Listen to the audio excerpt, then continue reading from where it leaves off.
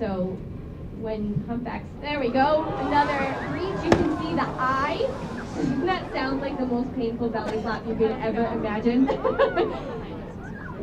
And the one that's off our right-hand side, for those of you who are more sort of back towards the stern on the right-hand side of the boat, that other humpback whale, who I'm not sure who it is because we didn't get a look at the underside of his tail, that one was flipper slapping a minute ago. So I can assure you that these guys are not always this active out here, and to have a couple that are doing it fairly close together. Sometimes both the breaching and the flipper slapping and the tail slapping and any of those things that makes a gigantic noise underwater. Oh, and this one's like, all right, if that guy's gonna flipper slap, I guess so will I. So, everyone lay back. This is humpback whale waving at its best.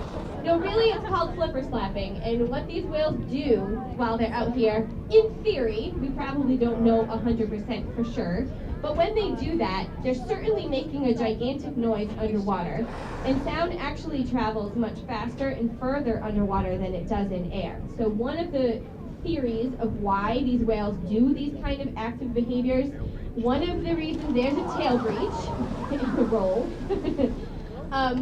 it's for communication, so that whales who might not even be visible to us can potentially communicate with other whales that are at least nearby. That's one theory, so communication.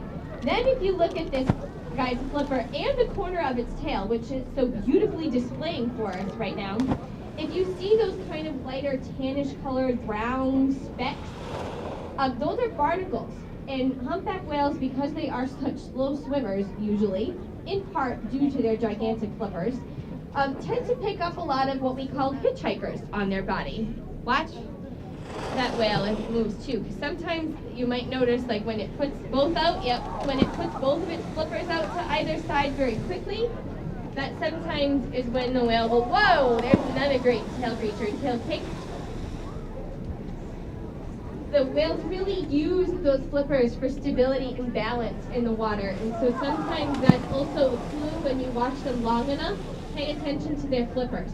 If they thrust them out and keep them on either side, to kind of give them that stability, then they usually flip their lower half right after it. But this again is mogul, and we know that by looking at the underside of its tail, which we can talk about again in a minute. But just keep your eye on mogul, because mogul's now on the right-hand side of us.